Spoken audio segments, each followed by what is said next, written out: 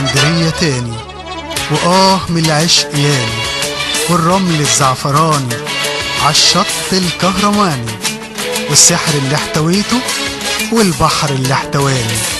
البحر ابو 1000 موجة والموجة ب1000 حالة، وانا المغرم صبابة باسكندرية يابا، وفكرة كوني انسى في حكم الاستحالة، في حكم الاستحالة.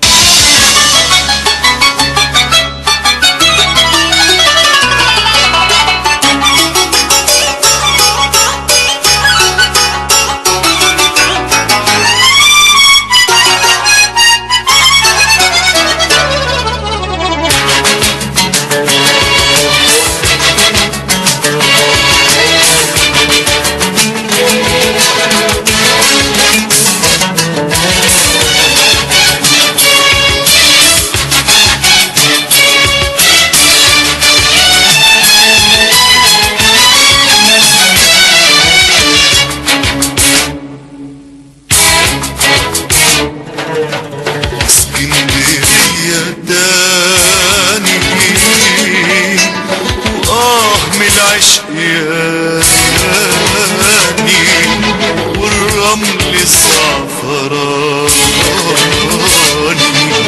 عالشط الكهرماني. اسكندرية داني من العشقياني، والرمل الزعفراني عالشط الكهرماني، والسحر اللي احتويته والبحر اللي احتواني، والبحر ابو 1000 موج والموجة ب1000 حالة، وانا المغرم صبابة باسكندرية يابا، وفكرة كوني انسى بحكم الاستحالة، بحكم الاستحالة. تحية لكم من هذا المكان التاريخي العريق. هنا صعد الملوك والنبلاء والأمراء، وقتها كانت اسكندرية هي محط أنظار الجميع، كل المحبين للفنون، للأدب، للموسيقى، للعلوم، للأداب، لكل الاهتمامات الإنسانية. طب ليه اسكندرية أصبحت هكذا بشكل يختلف تماما عن الماضي؟ ازاي ممكن ترجع؟ ده اللي بنحاول احنا ان شاء الله تعالى من خلال فقراتنا ان احنا نرصده من خلال هذه اللقاءات، من خلال محاولة لعودة اسكندرية تاني، ولا تبقوا صحيح ولادها، ولا تبقى اسكندرية، ولا هيرجع شبابها الا ايديكوا القوية. انا سامع صوت ماضيها بينادي عليكوا حسبه، هيضيع اجمل ما فيها. دعوة لكم وحلقة جديدة من برنامجكم اسكندرية تاني.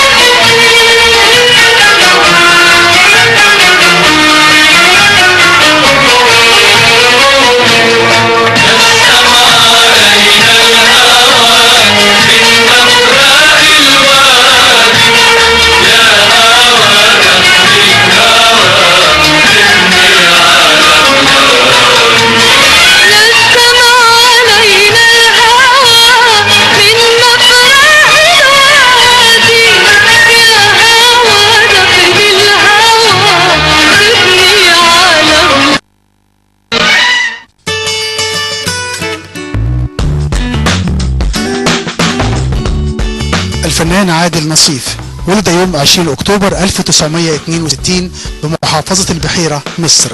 حاصل على بكالوريوس كلية الفنون الجميلة بالإسكندرية قسم التصوير عام 85. درس الفن القبطي والأيقونة بمعهد الدراسات القبطية بالقاهرة، وهو عضو نقابة الفنانين التشكيليين بالإسكندرية، وعضو مؤسس ونشط في مجموعة مصريين ضد التمييز الديني. متفرغ للفن ويعمل رسام حر منذ تخرجه. حصل على العديد من الجوائز وشهادات التقدير. من أعماله في مصر نفذ موزاييك أيقونات في كثير من الكنائس بأنحاء مصر.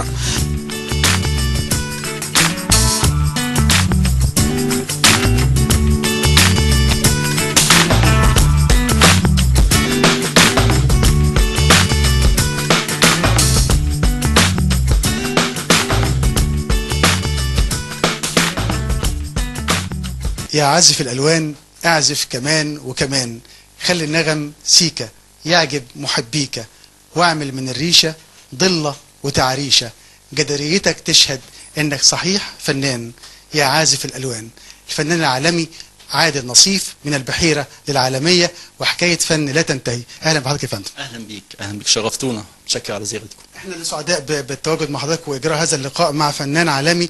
اللي خلينا يعني زي نتابع مع الساده المشاهدين، لمن لا يعرف عادل نصيف كيف كانت البدايه يا فندم والتطور حصل ازاي؟ البدايه زي اي طفل بيحب الفن وبيمارس الفن لحد مرحله معينه بيقرر ان هو الاتجاه ده هو الاتجاه اللي عايز يكمل فيه، فده تحدث في مرحله ثانوي. فحصل بقى طبعا اشتياق الى دخول الفنون الجميله الى ان التحقت بالكليه وكملت مسيرتي في سكه العمل الفني. بداية يا فندم هل بتبقى مراحل معينة، مثلا بداية تقليدية كلاسيكية وبعد كده بندخل في مدارس تانية تجريدية، ولا يعني هل البيئة أثرت كمان؟ يعني حضرتك جاي من بيئة ريفية، الموروث والمعتقدات ازاي وظفته يعني؟ البيئة دي طبعا بتأثر يعني غصب عن الفنان، يعني ما ينفعش تفصل أي فنان عن بيئته إلا لو كان مقلد. بطبيعة الحال بتطلع تحس إنه مصري جدا. يعني عملت عمل في باريس تحس انك انت جوه منطقه مصريه تماما يعني. فهي البيئه دي بتبقى المخزون اللي الفنان بيسترجعه، ما يقدرش ينفصل عنه. فده اهم حاجه بالنسبه لمساله البيئه في تاثيرها في تشكيل الفنان. عايز اقول لحضراتكم ان الفنان عادل نصيف من البحيره، لكن زي ما بتقال دايما النداهه الجميله الرائعه اسكندريه اللي هي دايما بتجذب محبيها.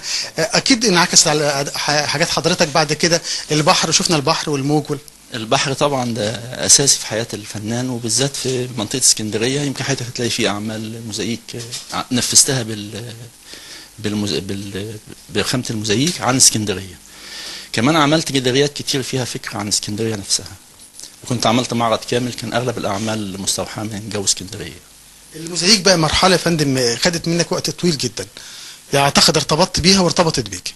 انا الحقيقه يعني الموزاييك اتعلمته بنفسي، يعني انا بدات موزاييك سنه 92، يعني انا ما درستوش في الكليه لاني خريج تصوير عادي، لكن حتى كل الخامات اللي بمارسها حاليا ما درستهاش، يعني حتى الايقونه او الموزاييك او خامه الفريسك الجداري، فدي كلها خامات تقليديه وكلاسيكيه والفنان المصري مارسها طوال حياته. يعني طبعا اسكندريه ده مركز اساسي في فن الموزاييك في العصر الجريكو رومان.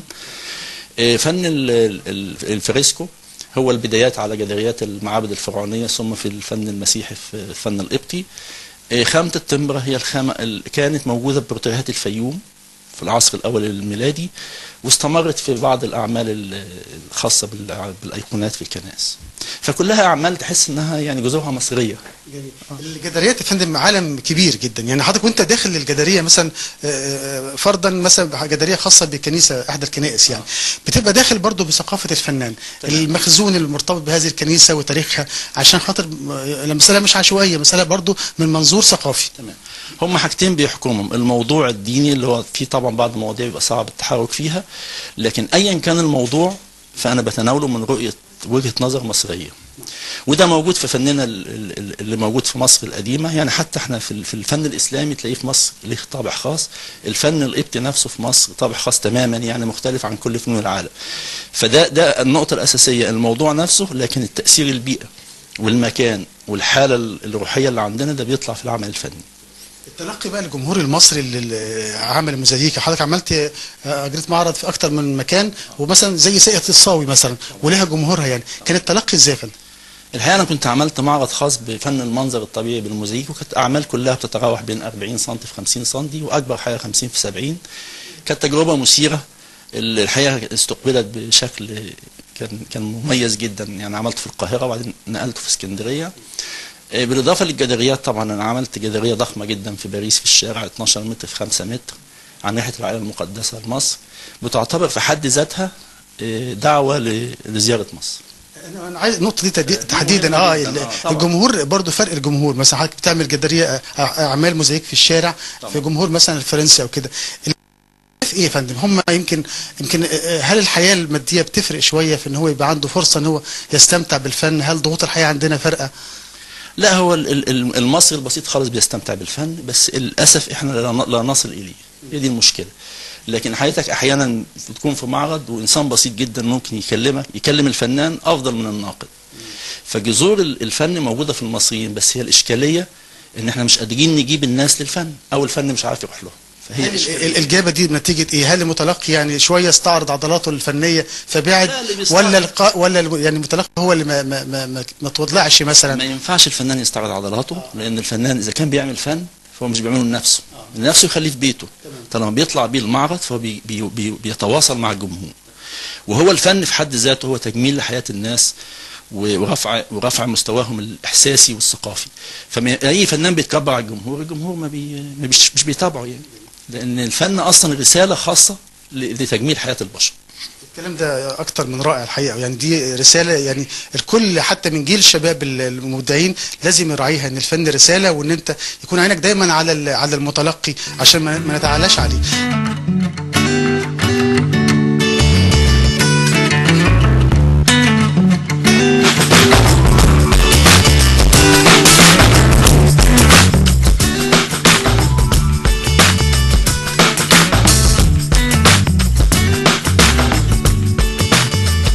أما أعماله بالخارج فكانت هكذا. في هولندا تم تنفيذ أيقونات وفريسك بكنيسة السيدة العذراء بأمستردام، وجدارية موزاييك على واجهة كنيسة العذراء بأمستردام أيضا. وفي السويد كانت هناك أيقوناته بكنيسة مار بوليس بستوكهولم. واليونان جدارية سفر الرؤية بمساحة 56 مترا مربعا. وفي كندا أيضا بمساحة 80 متر مربع نفذ موزاييك بكنيسة الشهيد مرقريوس والقديسة دميانا. وفي أمريكا نفذ أيقونات كنيسة ماري جرجس بتامبا بفلوريدا، وأيقونات كنيسة الأنبا موسى الأسود بفرجينيا. أما في فرنسا في باريس أيقونات وموزاييك على واجهة كنيسة الملاك ميخائيل. ونفذ الكثير من المعارض مثل معرض الطبيعة المصرية بالموزاييك بمركز الإسكندرية للإبداع، ومعرض موزاييك بقاعة ساقية الصاوي بالزمالك بالقاهرة. تنتشر أعماله الفنية في وزارة الثقافة المصرية، متحف الفن الحديث بالقاهرة، مركز الإبداع بالإسكندرية، وكذلك لدى العديد من رجال الأعمال والشركات في مصر وسنغافورة وهولندا وإسبانيا، كينيا، جنوب أفريقيا، السويد، ألمانيا، أستراليا، أمريكا، كندا، فرنسا، اليونان والإمارات العربية المتحدة. وكان لبرنامج اسكندرية تاني هذه الجولة داخل صومعته الفنية الفنان عادل نصيف، فنان عالمي جاء من البحيرة إلى العالمية.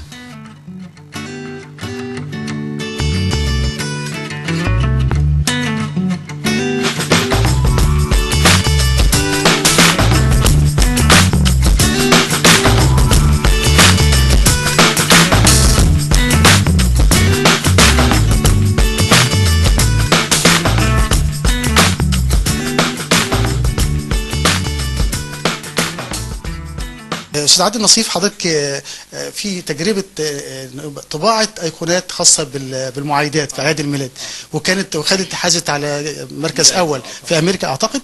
هي كانت الفكرة إن يعني في كاتب من جزيرة برمودا كان شاف لي أيقونة، فكتب لي رسالة قال لي أنت بتعبر عن زمان ومكان الحدث.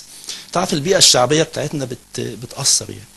فأنا عندي قصة وبقالي 20 سنة عايز أرسمها وأطبعها وكده، فأنا رحبت قلت له هتاخد وقت اعملها لك بالايقونه التقليديه؟ قال لي اه.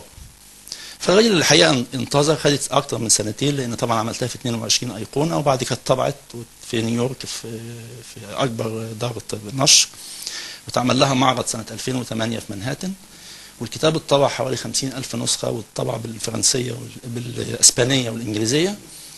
الجميل في الكتاب ان الراجل كتب 4 صفحات عن مصر وعن الفن القبطي، فدي رسالة طبعا، الفن في حد ذاته رسالة.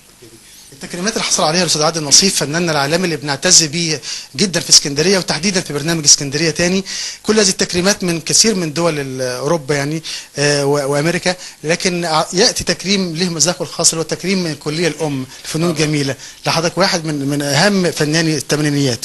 نشكر ربنا، وده يعني الحقيقة بعتبره أهم تكريم، لأن الكلية اللي أنا اتخرجت منها تنظر إلى مجمل أعمالي على أنها تستحق التكريم، فأعمالي احتفالية في جيل الثمانينات وأهم التكريمات فعلا. هولندا وفرنسا ومصر كانوا من اهم يعني الثلاث اخطاب كرموا الاستاذ عادل نصيف وبرزت اعماله هناك، وكان في يعني ترحاب شديد جدا من جمهور المتلقي لاعماله. كلمنا يا فندم عن التجارب دي عالميا يعني. تجربة الكنيسة المصرية في باريس هي كنيسة على شارع مهم. بدأت أشتغل فيها سنة 2000. كم من الأعمال الجدارية من الخارج، مثلا في حوالي 120 متر مربع أعمال في الشارع الرئيسي في باريس، منهم جدارية للعائلة المقدسة 10 متر في 3.5، 12 في 5 متر، بالإضافة إلى باقي الأعمال داخل الكنيسة. الكنيسة بعد ما خلصت الحقيقة وزارة الثقافة الفرنسية أدرجتها كمزار سياحي يستحق الزيارة السياحية باعتبارها فيها نوع من العمل المتفرد داخل باريس. فدي من أهم الأعمال. في هولندا الحقيقة أنا هولندا بدأت فيها بعد التخرج، ولي أكثر من 7 أو 8 أماكن فيها أعمال، أعمال جدارية أو فريسك. أو في حاجة مهمة جدا عملتها من حوالي 4 شهور في نيويورك في بروكلين، في مسرح. المسرح ده مفتوح للجمهور العام مش للأقباط فقط يعني. فعملت فيه جدارية 13 متر في 2 متر عن الحضارة الفرعونية والقبطية والعائلة المقدسة، بالإضافة إلى جداريتين من الفن الفرعوني. فدي من الأعمال يعني تعتبر رسالة ووجود لمصر في هذه الدول. في طبعا في كندا برضه في جدارية في الشارع، في اليونان عملت جدارية 56 متر مربع. يمكن دي اشهر الاعمال يعني. جميل جدا سعد. يمكن برضه بيعز شويه على الفنان ان يبقى ليه هذا الصدى العالمي، ومش ما بيقابلوش نفس الصدى يمكن في بلده، لكن ده ما بيلغيش حبنا لهذه البلد تقريبا، تحديدا اسكندريه. ازاي في وجهه نظر حضرتك ان اسكندريه ترجع تاني لسابق عهدها يعني؟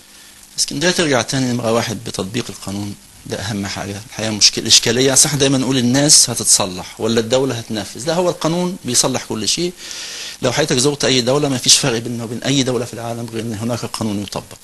بالاضافه الى ان المحافظه في حاجات صعبه ما تقدرش تعملها، لكن في حاجات بسيطه جدا ممكن تعملها. يعني في نقره في الشارع تتقفل اول ما تحصل، بدل احنا ما نخش ثقافه ان احنا نهدم واعاده بناء كل 4-5 سنين. ما فيش حد في العالم بيعمل كده. العمل يتعمل ويتم الصيانه ليه. بالاضافه طبعا الى المرور، في حاجات كتير في اسكندريه محتاجه، طبعا الكورنيش وما يحدث فيه. الناس برضو عندها سلبيه، يعني الناس بتتكلم بينها وبين بعضها. طب ما نتجمع ونتكلم بشكل محترم، ونقدر مش هنعمل مظاهرات، لكن يبقى في صدى ان ده ممنوع او ده صح او ده غلط، عشان المسؤول نفسه يشتغل. فيعني في امل ان شاء الله. كمان برضو الامل معقود على حضراتكم كفنانين. الحاجات الاعمال الفنان التشكيلي والجداريات لها دورها في الناحيه السياحيه بالنسبه للاسكندريه. لها دورها بشرط ان اللي يختار هذه الاعمال يكون عنده وعي. ما ينفعش حضرتك، يمكن شفت مأساة بعض الاعمال الجداريه او النحتيه. انا يمكن ليا مقوله مهمه جدا، ان لا نعمل افضل من ان نعمل اعمالا مشوهه. يعني ما نعملش ويبقى المكان نظيف، ده كويس جدا كده احنا ناجحين. لكن لو عملنا عمل فني فلازم يكون على مستوى يليق بمصر، لان دي مصر دي اللي نبعت الفنون في العالم. يعني الخامات اللي حضرتك بقول لك عليها دي اول ناس اشتغلتها مصر. خامه الايقونه دي المصريين اشتغلوها ببرتغالات الفيوم القرن الاول الميلادي. فاحنا عندنا موروث ثقافي، بس احنا للاسف مش شايفينه.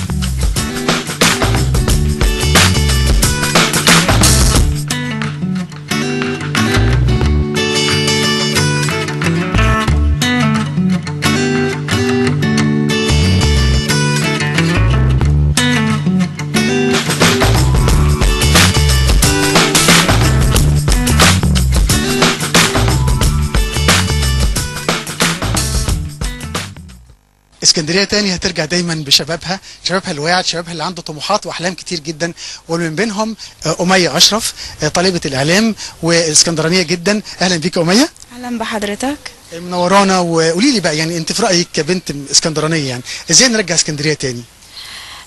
يعني هنرجعها بالطموح، بالامل، بان احنا نجتهد في شغلنا. يعني اغلب الشباب دلوقتي بيعتمد مثلا على الوسايط، وبيعتمد على حاجات كتير. احنا ما كناش حابين كده. انا واحده من الناس عندي وسايط كتير، بس مش بحب كده خالص. بحب انزل واشتغل واجتهد بس. جميل. يعني انت عايزه تقولي ان احنا البدايه لازم تبقى من عندنا احنا، ان احنا ندور، ان احنا ما نستناش حد يعمل لنا حاجه. تمام، بالظبط. لازم نسعى. يعني احنا زمان اهالينا كانوا بيعملوا ايه؟ كانوا بيسعوا وكانوا بيشتغلوا وكانوا بيعملوا كل حاجه.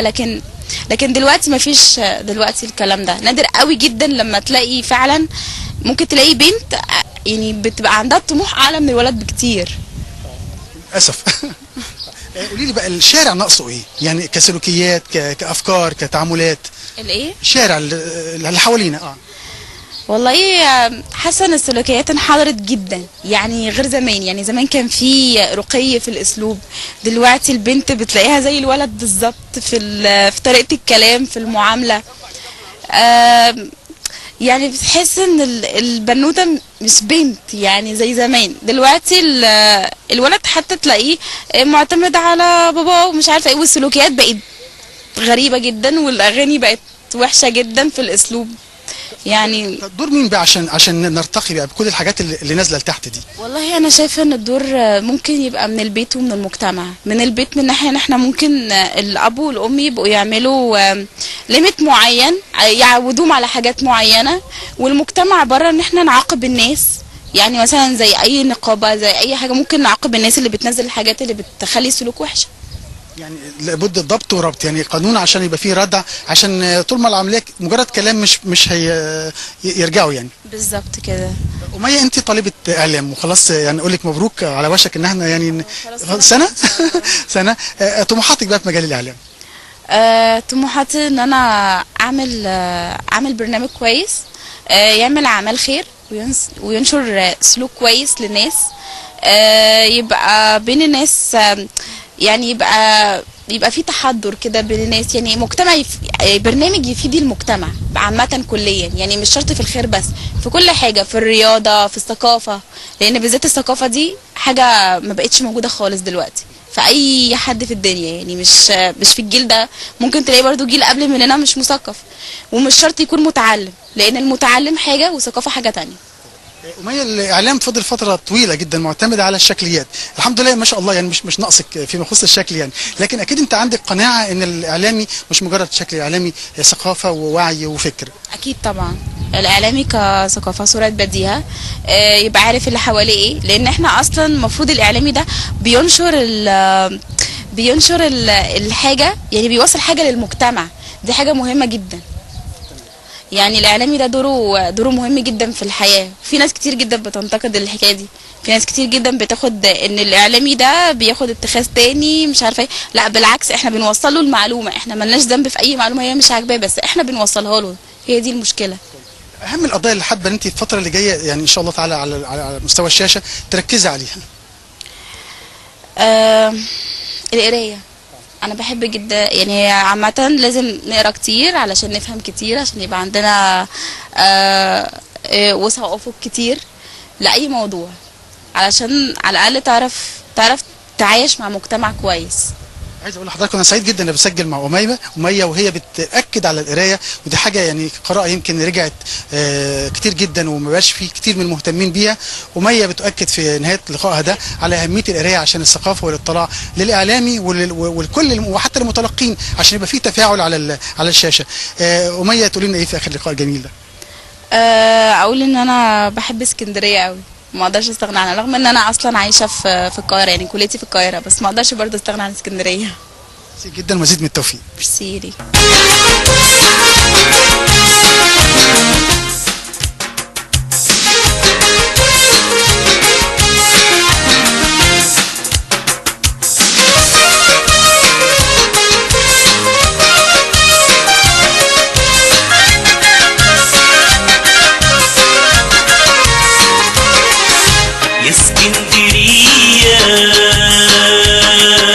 بحرك عجايب، يا ريت ينوبني من الحب نايب. يا اسكندرية بحرك عجايب، يا ريت ينوبني من الحب نايب. تحدفني موجة على صدري موجة، والبحر هوجة والسيد مطايب.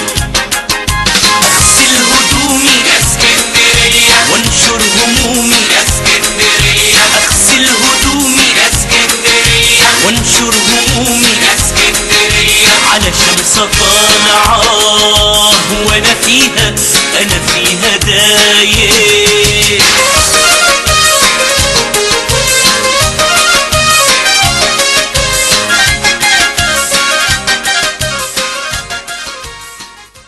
اسكندريه لما بتتقال اسكندريه على طول بتقفز للاذهان كل روائع اسكندريه على كل المستويات، فنيا، ادبيا، رياضيا، كل المجالات. الحقيقه من الاسماء الرائعه جدا في عالم شباب المبدعات في اسكندريه الشاعره دعاء النمر. ودعاء النمر الحقيقه من الشاعرات اللي كوكتيل فنون، بدأت مع التمثيل شعر، ولسه ليها طموحات تانية مختلفة في مجالات تانية. هنعرف الحدوتة بدأت ازاي. دعاء النمر البداية كانت ازاي؟ البداية كانت أنا عايزة أقول أولا أنا سعيدة إن أنا بسجل معاك يا أستاذ عبد الله، أشكرك جدا. ومن أفضل الحلقات أنا بعملها مع حضرتك طبعا وأستاذ علا. البداية كانت في التمثيل فعلا، إن أنا كنت بكتب شعر بس خواطر، ما كنتش يعني عارفة إن عندي الموهبة قوية أو بالشكل ده، ويعني بدأت مسرح فعلا، وبعد كده ما حسيتش إن هو ده اللي أنا محتاجاه يعني، فبقيت أكتب الخواطر، وبعد كده شعر غنائي، أكتب أغاني، أنتجت أغاني. يمكن دخولك التمثيل كان نوع من عارفه المبدع اللي عايز يلمس على مجالات يشوف نفسه هيلاقي نفسه فيها ولا لا، مظبوط؟ لا مش بالظبط كده، انا دخلت التمثيل حبا فيه، انا كنت حابه التمثيل فعلا، بس لما اختلطت بقى بالوسط الادبي بالشعراء والكلام ده، فحسيت ان انا عندي فعلا ان انا بعرف اكتب كويس وكده، مش قوي طبعا بس الخبره بقيت اكتب. بس بدات غنائي، يعني انا كنت حابه الاغنيه ورافضه لفكره الاغنيه اللي في الشارع، يعني الاغاني المهرجان والاغاني اللي مش عارفه ايه والكلام ده. فانا قلت طب انا بعرف اكتب، ليه ما اكتبش اغنيه ومش هشيل الاغاني اللي في الشارع، اغاني المهرجان والكلام ده، بس هقدمها بصوره مختلفه فيها فكر وفيها ممكن تتغنى مهرجان بس بحاجه تفيد الناس، فيها قضيه. فكتبت اغاني وفعلا وانتجت اغاني بالفعل، وكانت اخر انتاج ليا اغنيه مستشفى سرطان الاطفال. طبعا دي رساله نبيله جدا، يعني دعاء النمر بتكتب احساسها بناس بفئه يعني عندهم ظروف صعبه جدا، مفيش اصعب من هذا المرض الخطير، يعني ربنا يعافي الكل منه. دعاء لما كتبتي حسيتي بايه؟ يعني حسيت ان انت هنا شايله رساله المبدع اللي عايز يخفف الالام عن الناس دي؟ يعني هو اولا هو الشعر رساله طبعا، يعني الواحد لما بيكتب شعر مش بيكتب لنفسه، والا بقى كان قاعد في البيت وكتب بقى اجنده وكتب ودون فيها، انما اللي بيكتب بيأدي رساله بيديها للناس، بيتكلم عن الام الناس، عن اوجاع الناس، عن احزان الناس. مش شرط طول الوقت اكتب عن نفسي، عن مشاكلي، عن حياتي، لا، ممكن عن صديق، عن اخ، عن صاحب، عن الشارع، عن حد عنده مشكله. انت بتأدي رساله في الاول وفي الاخر، هو الشعر رساله. نسمع حاجه منها؟ في عندي حاجة كاتباها من فترة بس حباها جدا يعني، وتقريبا الأول يعني نسمع الغنوة بتاعت ظروف المرضى دول، وبعدين نسمع حاجات تانية. هي مفتتح بتاعها هنا عايشين ما بين الناس، بنتألم ومن جوه، ويطلع ضحكنا بإحساس، ومدينا الإله قوة، عشان شايفين إيديكوا شبكة في إيدينا، بتتمنوا الشفا لينا، عشان راضيين. الله جميلة دعاء. دعاء النمر من طموحاتها واللي قدرت توصل لها بحقيقة عن جدارة، يعني ان يبقى روح الشعر. اسم جميل وبداية موفقة جدا، احنا يعني ببارك لك ليها، بان شفتها على الفيسبوك الحقيقة ما شاء الله صدى رائع جدا، والناس كلها حابينك وحابين ابداعاتك يعني.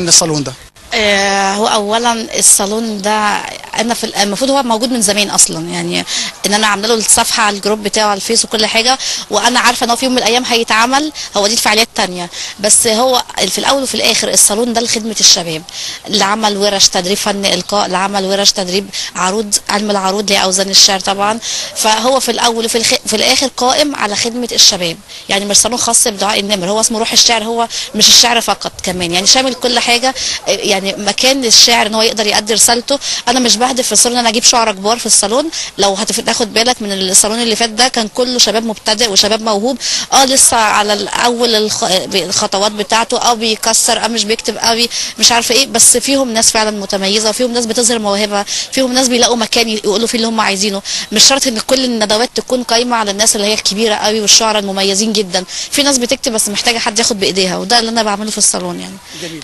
عايز اقول لحضراتكم ان يمكن من الحاجات اللي بتفرح اي شاعر ان هو يعني في كلمات كده ترتبط بيه، لما تيجي تتقال في بدايه ندوه على طول بتقال دي دعاء النمر. انا من شخصيا بحب قوي كتاباتها لما قالت وانت خارج من ضلوعي اسحب الشوق بالبطيء. اكيد دي ليها عندك كبير جدا.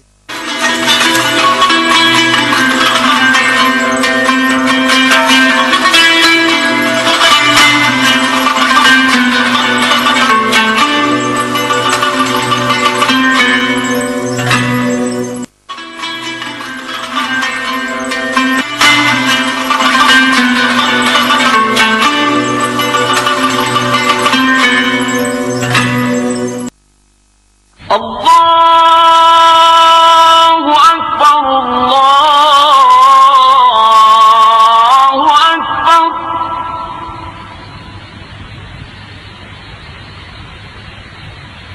الله أكبر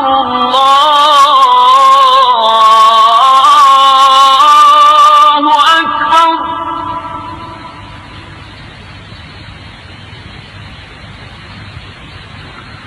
أشهد أن لا إله إلا الله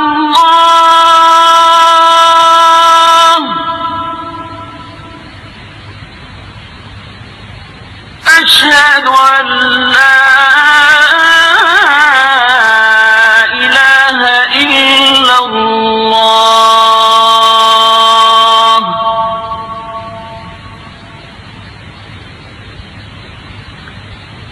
أشهد أن محمدا رسول الله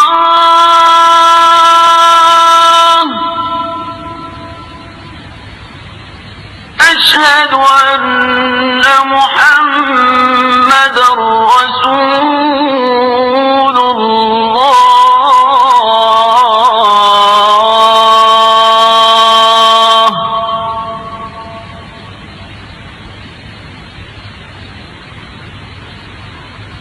حي على الصلاة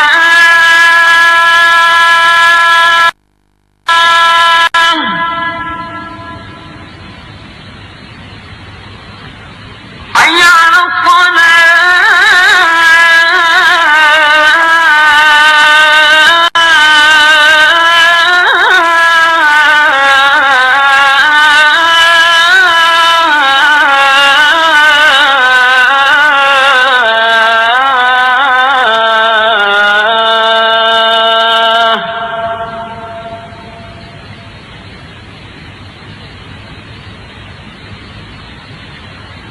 حي على الفلاح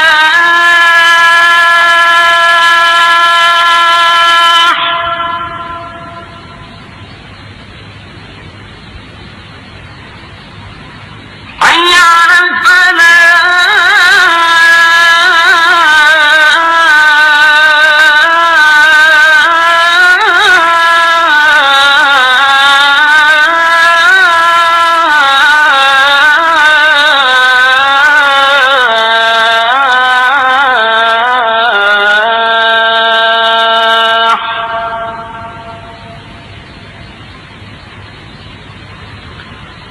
الله أكبر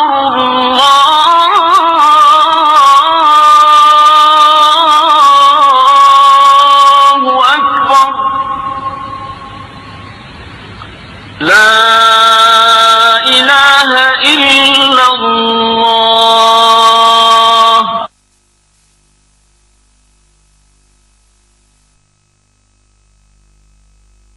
اللهم رب هذه الدعوة التامة والصلاة القائمة آت محمدا الوسيلة والفضيلة وابعثه المقام المحمود الذي وعدته.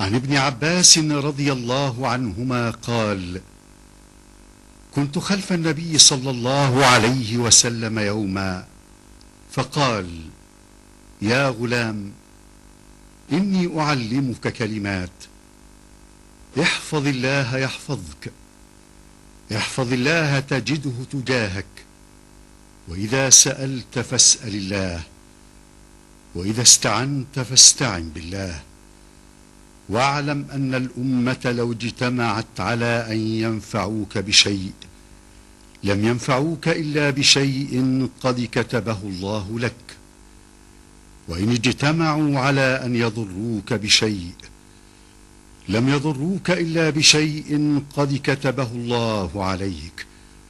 رفعت الأقلام وجفت الصحف. صدق رسول الله صلى الله عليه وسلم.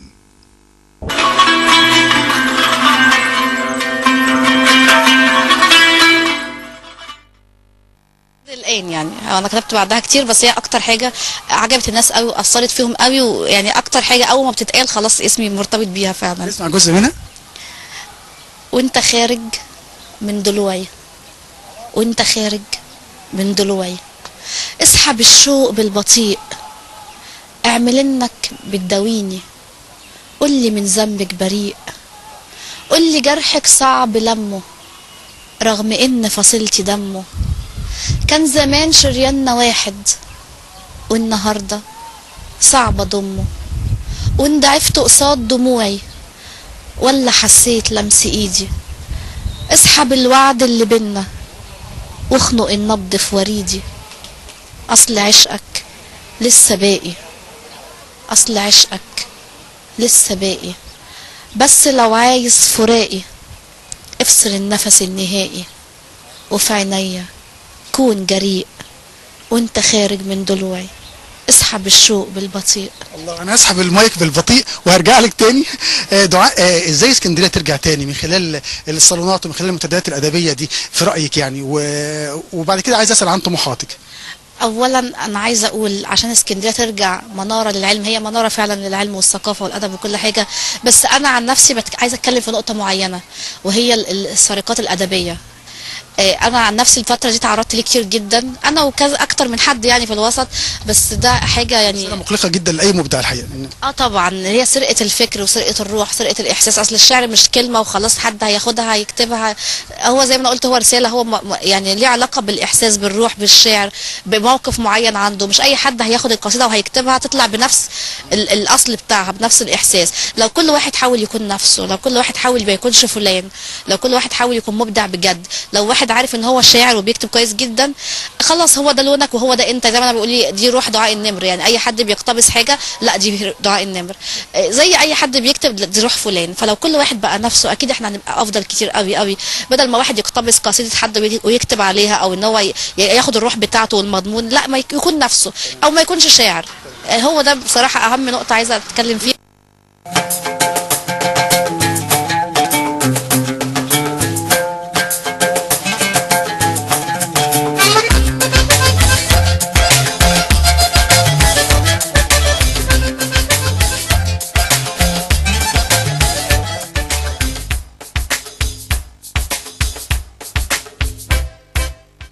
حلقتنا معاكم النهارده في برنامج اسكندريه تاني اللي حاولنا نرصد من خلاله فقرات متنوعه في كل المجالات، محاوله مننا ان احنا فعلا نرجع الاسكندريه بريقها اللي تستحقه فعلا في كل عوالم المجالات الانسانيه، الفن، الادب، الموسيقى. بنتمنى يا رب تظل اسكندريه كعهدنا بها سابقا، وان هي ترجع من خلالكم وبيكم اسكندريه تاني. اسكندريه تاني من العشق ياني، والرمل الزعفراني عالشط الكهرباني. اسكندرية تاني من العشق ياني، والرمل الزعفراني عالشط الكهرباني.